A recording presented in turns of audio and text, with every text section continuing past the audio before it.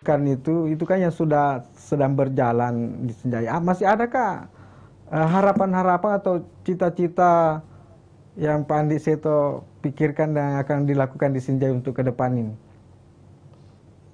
Untuk sementara sih kami khusus yang saya sampaikan tadi adalah di bidang pendidikan adalah bagaimana terus melaksanakan program paripurna gratis itu, karena ya kita punya harapan tadi walaupun saya bilang tadi kita berikan gratis kepada masyarakat, dampaknya itu bukan cuma di sektor pendidikan, Pak, karena pengadaan seragam sekolah, pengadaan perlengkapan sekolah gratis itu bukan cuma dampaknya terhadap orang tua ataupun siswa-siswi, tapi terhadap perekonomian yang ada di Kabupaten Sinjai.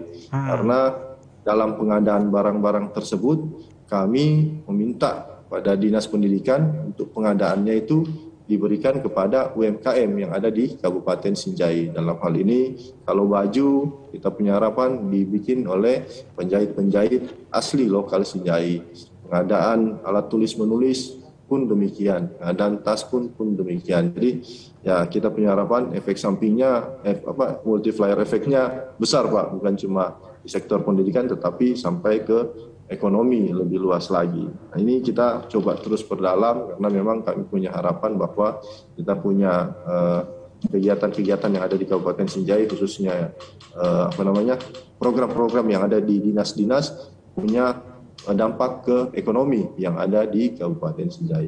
Kalau khusus untuk kita punya pendidikan lebih jauh lagi, ya kita punya harapan bahwa kami punya program-program yang ada ini betul-betul bisa meningkatkan indeks pendidikan yang ada di Kabupaten Sinjai, yang alhamdulillah setiap tahun juga meningkat.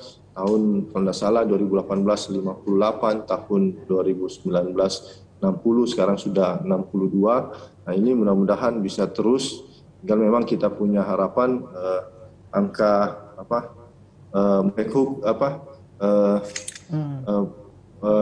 angka belajar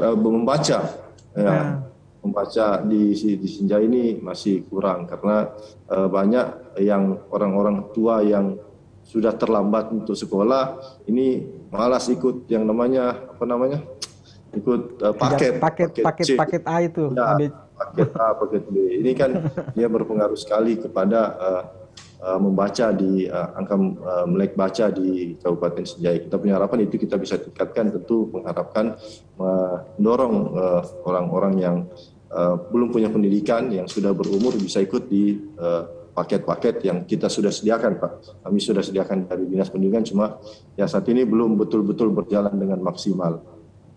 Kalau yang lain mungkin tinggal kita kuatkan. Kita punya harapan juga nanti mudah-mudahan di beasiswa bisa kita tingkatkan penerimanya, karena penerimanya ini yang kita punya harapan bisa lebih banyak. Pelanggaran kita harapkan tingkatkan. Demikian juga saya pikir di pesantren-pesantren kita punya harapan bisa peningkatan anggaran untuk berikan hibah kepada pesantren, karena pesantren ini yang semakin banyak yang ada di Kabupaten Sinjai. Karena ya kita punya harapan bahwa betul-betul di dunia pendidikan ini kita bisa mencapai sesuai RPJMD yang ada di Kabupaten Sinjai. Ini saya harus bacakan lagi beberapa pertanyaan di penonton YouTube kita.